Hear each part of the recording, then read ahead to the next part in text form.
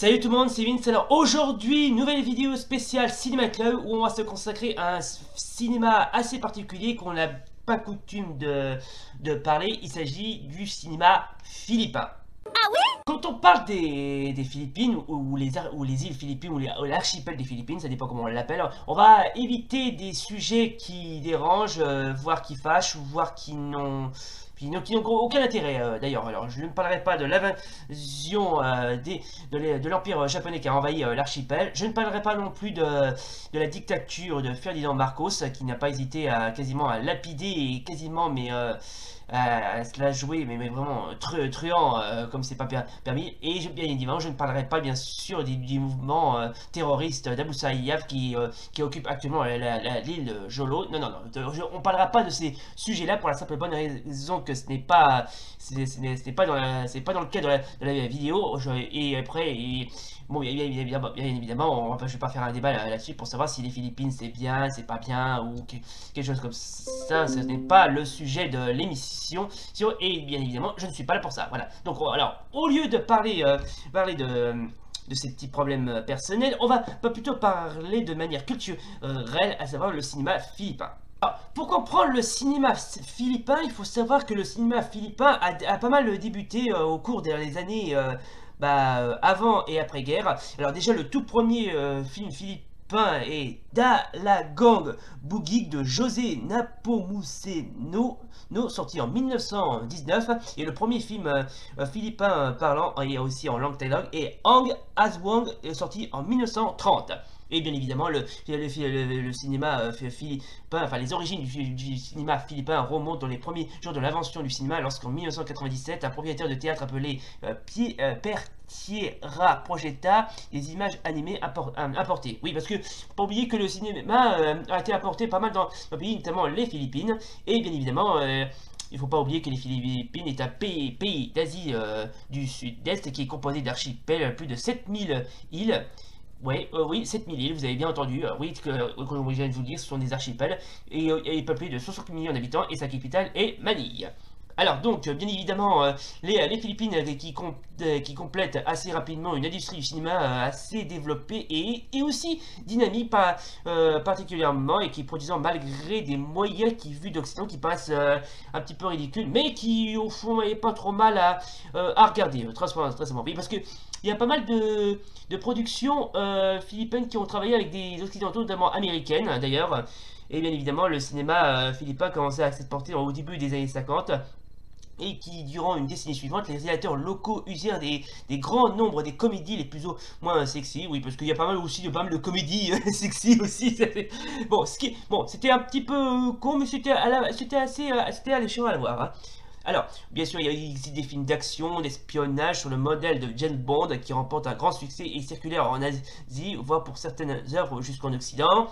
Ou bien évidemment, on peut voir une sorte de fascination cinématographique assez poussée. Il faut dire que les Philippins ont vraiment une fascination pour le cinéma, mais qui est assez agréable à voir. D'accord, apparemment c'est pas très bien fait, mais au moins c'est pas trop mal à regarder. Et sinon, l'industrie locale s'affirma grâce à des techniques chevronnées comme une production efficace de films de divertissement, action, fantastique, super-héros, donc on en parlera plus tard bien sûr. Aussi dans les années 60, les stars locales comme Fernando Poe Jr., une sorte de grande figure locale du film d'action philippin, ou Joseph Estrada, ancien acteur et ancien politicien qui jouissait auprès d'un public populaire qui apprécie leur image de justicier, d'un statut de demi-dieu. Oui, un peu comme les stars du cinéma bollywoodien. Hein. Alors, quand on parle bien sûr de personnalité, je vais bien sûr parler de Joseph Estrada qui lui aussi a été acteur et aussi politicien, qui deviendra paradoxalement en 1992 vice-président de la République avant d'être élu président en 1998. Il sera cependant destitué 3 ans plus tard pour corruption. Voilà. Mais bon, et bon, je préfère autant sa carrière d'acteur que politicien. Hein. Et bien évidemment, on peut assister à une sorte comment vous appelez ça? Ah oui, Et bien évidemment, on parlera bien sûr de divers acteurs très connus, notamment le fameux Wang Wang. Alors Wang Wang, pour rappel, c'est lui.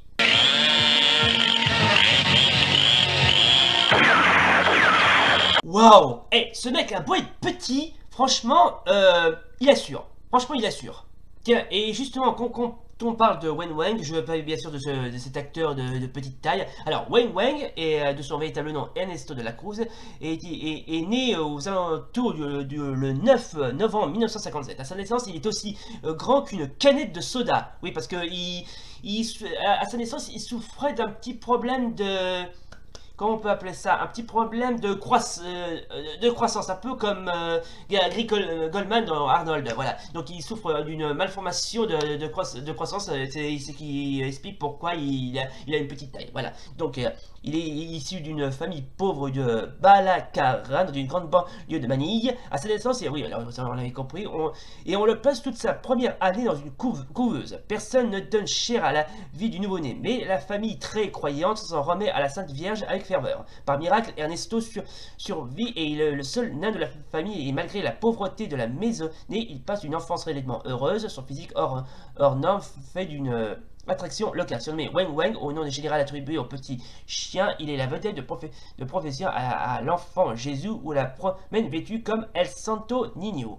Ok, alors faut dire que ce mec, franchement, j'ai pas mal visionné pas mal de ses comment dirais-je, de ses films. Franchement, c'est pas trop mal. Franchement, c'est vraiment pas trop mal à regarder. Franchement, c'est aussi agréable à regarder que tellement, mais on s'en lasse pas. Je sais pas si c'est de la... Parce qu'il a souvent réalisé des films de...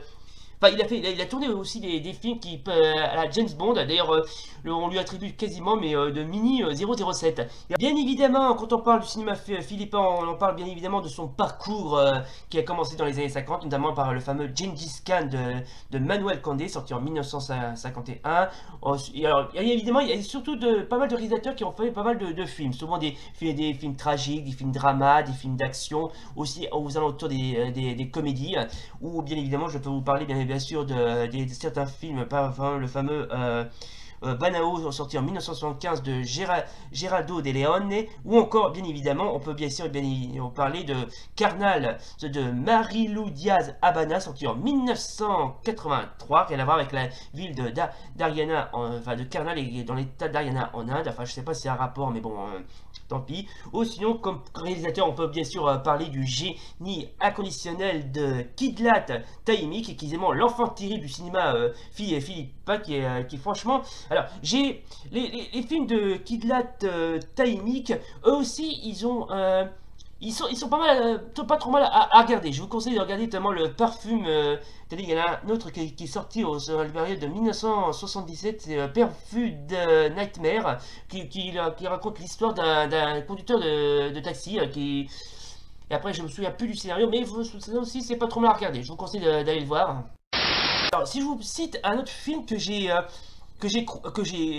croisé, c'est Wheel of Fire. Alors, je sais pas si vous avez déjà entendu parler de ce film. Alors, c'est quasiment mais un Mad Max, mais en moins bien, quoi. Mais c'est aussi ça c'est vraiment ce film, franchement, je l'ai visionné. C'est bon, c'est bien, mais bon, ça vaut pas mieux le véritable Mad Max. C'est-à-dire, c'est quasiment mais Mad Max 2.0, ou si quasiment là. Alors, je sais pas si on peut parler de comment dirais-je, de films post-apocalyptique, ou films de série B, mais très sincèrement, ce film, il a beau être bien, mais bon, il y a pas mal de... Il est pas mal, comment dirais-je, un petit peu mal foutu, si je puis dire, mais bon, comme on dit, peut mieux faire. Et bien évidemment, je peux bien sûr vous parler de d'autres films philippins qui sont rendus populaires, pas vraiment les films d'horreur, oui, parce qu'il s'est aussi branché films d'horreur ces jours-là. Notamment, je peux vous citer un qui est sorti en 2007, c'est Puera Uzog. Alors, cela qui parle donc de jeunes farceurs qui blessent accidentellement une sans-abri et la laisse pour morte. Quelques temps après, il rencontre un personnage fantomatique vêtu de noir qui les fait tomber gravement malades et provoque leur mort. Waouh, franchement, le scénario, il est vraiment poussé, quoi, mais vraiment poussé à bout, quoi. Sinon, il y a aussi un autre film, notamment un autre film d'horreur que j'ai croisé. Alors, celui-là, mais c'est vraiment un film à prendre je sais pas si on peut le prendre au second degré, mais franchement, il mérite vraiment qu'on en parle. Il s'agit de Mad Doctor of the Blood Island, sorti en 1968. Alors, franchement, ce film, d'après ce que j'ai compris, ça parle d'un espèce de zombie qui tue des gens, quoi. Mais franchement, alors, j'ai vu ce film, il est assez gore. Je vais quand même vous montrer quelques extraits.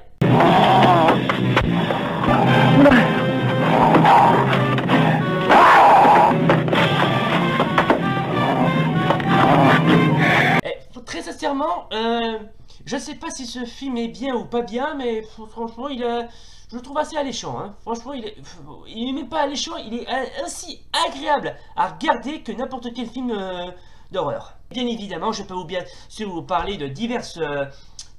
Alors, si je vous parle de films philippins et de cinéma philippin, il faut pas oublier que ils n'ont pas hésité aussi à faire des films de super-héros, notamment de la fameuse Darna, qui a été créée par Mars Ravello, dont je vais en parler en ce moment. Alors, Darna, alors je ne sais pas si vous avez déjà entendu parler d'elle, c'est une super-héroïne philippine, très connue dans l'archipel des Philippines, c'est quasiment une sorte de Wonder Woman, mais vachement assez bodybuildé. Ou sinon, je peux bien sûr vous parler de Captain Barbell, une sorte de Superman, ou de Elastic Man, qui est quasiment un sosie de Plastic Man, si je puis dire. Et tous ces héros ont été créés par Mars Ravello, un ancien dessinateur philippin spécialisé dans les comics. Alors que franchement, ce mec, je sais pas comment il fait pour créer autant de personnages, mais il arrive quasiment à la cheville de Jack Kirby. Enfin, et je suis sûr qu'il s'est quasiment inspiré des super-héros genre Marvel, DC, etc., etc. Et il aurait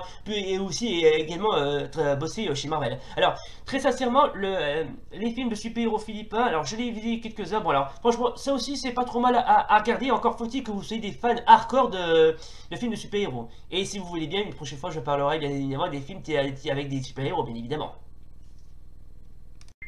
Voilà les gens, c'était donc la vidéo spéciale sur le cinéma philippin. Alors, si vous voulez chercher comment dirais-je, si vous voulez voir des films philippins, j'essaierai de voir si je peux vous en trouver, notamment, enfin j'essaierai de voir si je peux, si j'ai réussi à en trouver, et s'il le faut, j'essaierai d'en mettre quelques-uns en bas de la description. Et bien évidemment, bien sûr, je peux, si vous voulez consulter d'autres... enfin, comment dirais-je, toute une critique sur le cinéma philippin, n'hésitez pas à interroger notamment Google ou même Netherland, parce que Netherland a aussi fait comment dirais-je, ah oui, un article sur le cinéma philippin. Donc j'essaierai de voir si je peux aussi mettre quelques trucs en bas de la description. Alors voilà, donc si vous voulez voir les films philippins, n'hésitez pas à interroger YouTube. Si vous n'arrivez pas, j'essaierai d'en mettre quelques-uns en bas de la description. Enfin, de la description, pardon. Voilà, donc, mesdames et messieurs, c'est donc la fin de notre vidéo spéciale Cinéma Club sur le cinéma philippin. Si la vidéo vous a plu, n'oubliez pas le pouce bleu et l'abonnement. Et d'ici là, salut! Oh, et puis tant que j'y pense, j'aimerais dédier ce cadeau exclusif à tous mes fans.